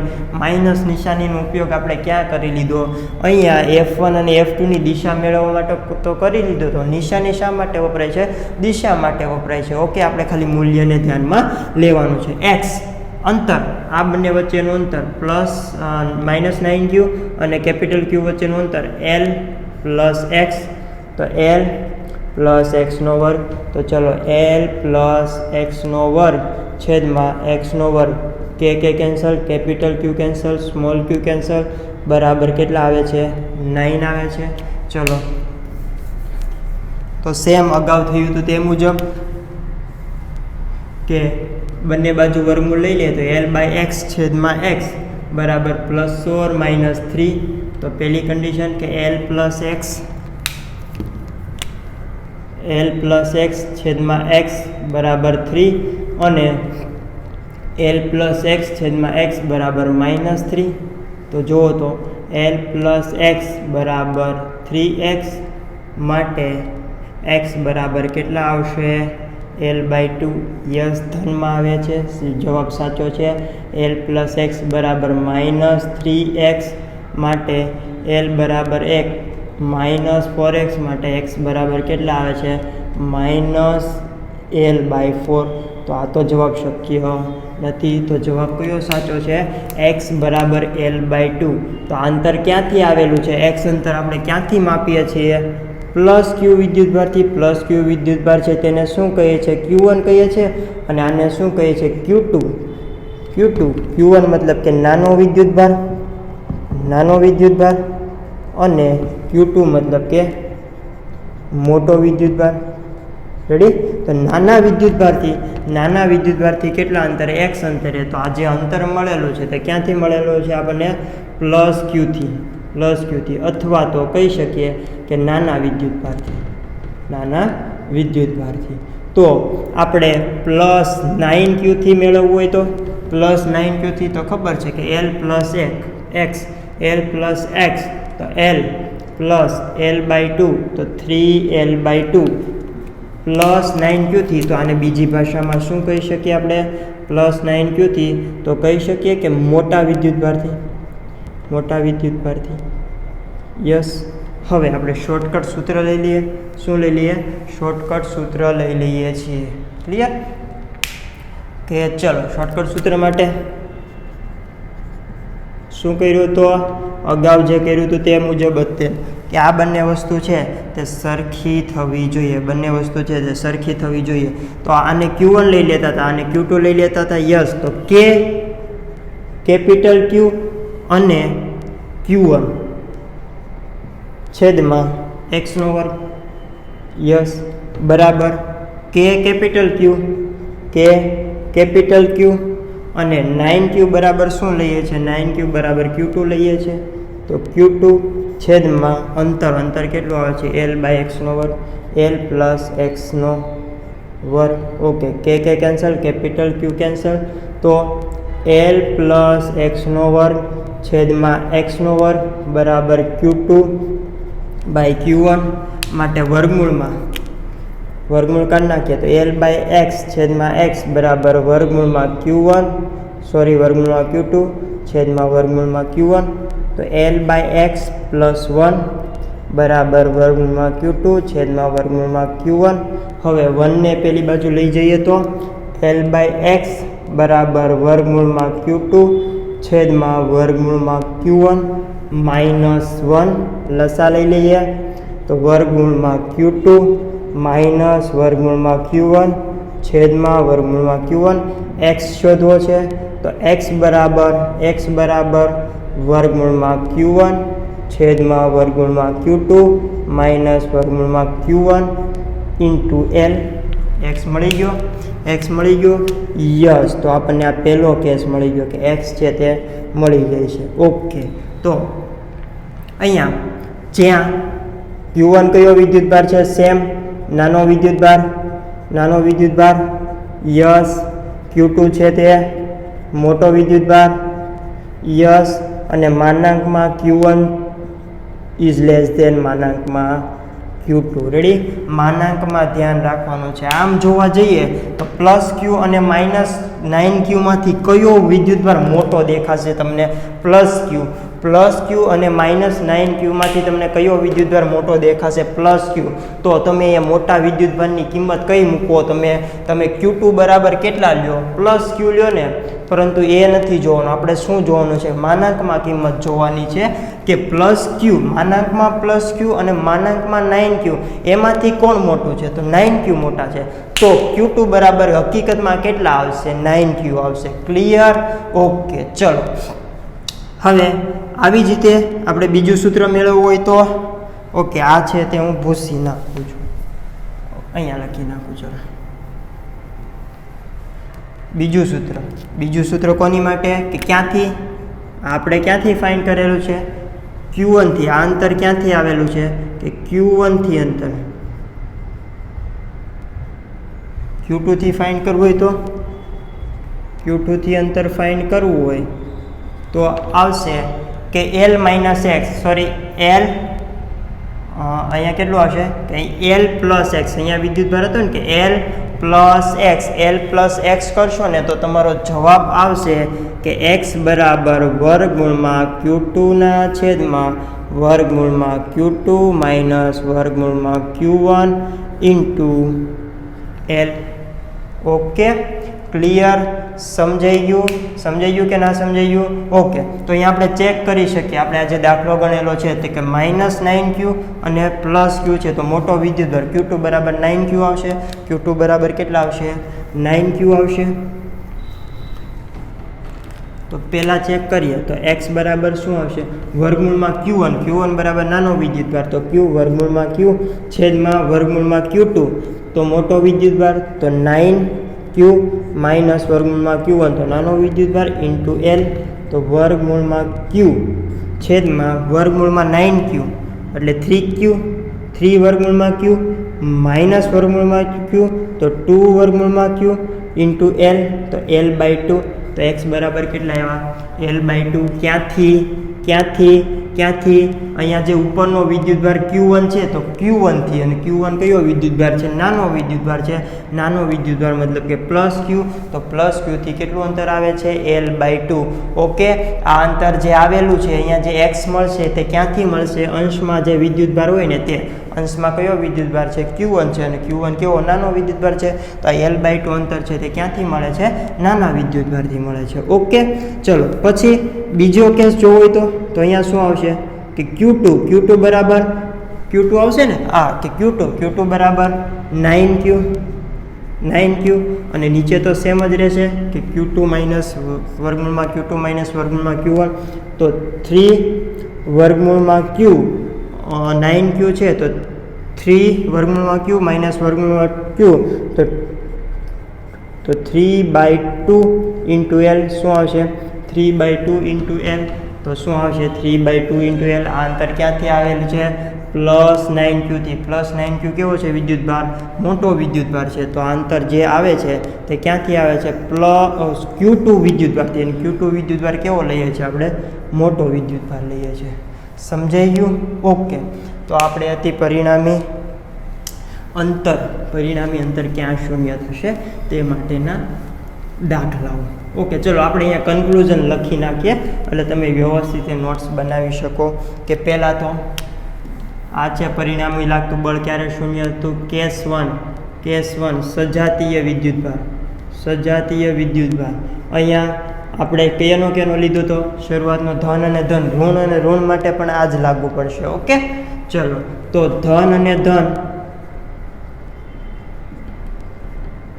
અથવા તો ઋણ અને ઋણ.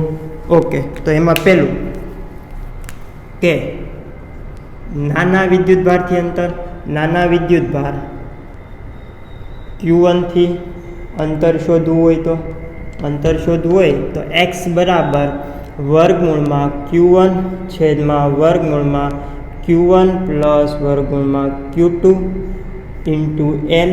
ઓકે, અને બધા જ કેસમાં જ્યાં માનાંકમાં Q ઇઝ લેસ ધેન માનાંકમાં Q2.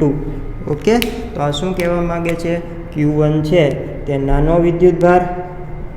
વિદ્યુતભાર અને Q2 છે તે મોટો વિદ્યુતભાર. ઓકે, ચલો હવે કે કેસ 1માં તેને બીજી વસ્તુ શું શોધી હતી કે મોટા વિદ્યુતભાર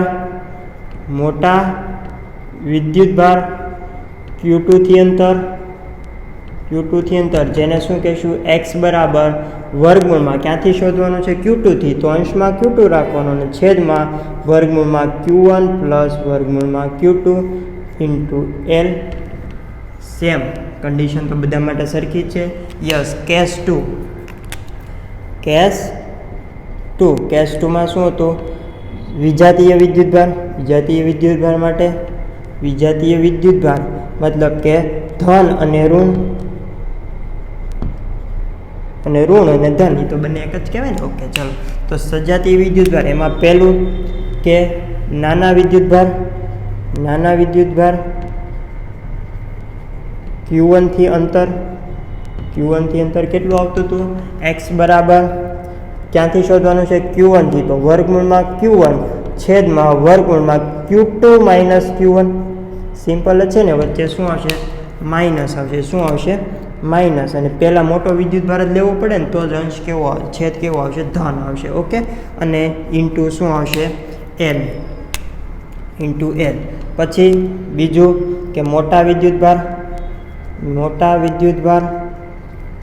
Q2 થી અંતર x બરાબર શું આવશે? કોનાથી શોધવાનું છે? Q2 થી, તો અંશમાં શું આવશે? Q2 વર્ગમૂળમાં Q2 છેદમાં વર્ગમૂળમાં Q2 માઇનસ વર્ગમૂળમાં Q1 into L. Clear? Okay, છેદમાં શું છે? માઇનસ છે. માઇનસ ક્યારે આવશે? વિજાતીય વિદ્યુતભાર હોય ત્યારે. તો લખી નાખો છો તમે. ઓકે, ચલો હું તમને પછી એક હોમવર્કમાં એક દાખલો આપું છું.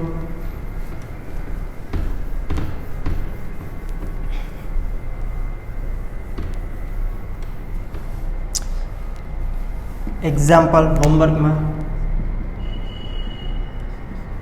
કે એક વિદ્યુતભાર Q1 છે તે 1 કુલમ છે, 1 માઇક્રોકુલમ છે. ઓકે, અને Q2 બરાબર છે એ 8 માઇક્રોકુલમ છે. Q1 બરાબર 1 માઇક્રોકુલમ છે અને Q2 બરાબર છે તે 8 માઇક્રોકુલમ છે. બંને કેવા આપેલા છે? પ્લસ જ આપેલા છે. અને તેમની વચ્ચેનું અંતર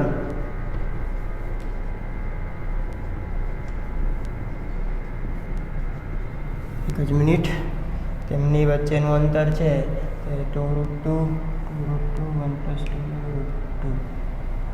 2 ઓકે, ચલો આ 2 માઇક્રોકુલમ રાખી દો અને 8 માઇક્રોકુલમ. તેમની વચ્ચેનું અંતર છે તે 1 મીટર છે. તો ત્રીજો વિદ્યુતભાર ક્યાં મૂકશો જેથી પરિણામી બળ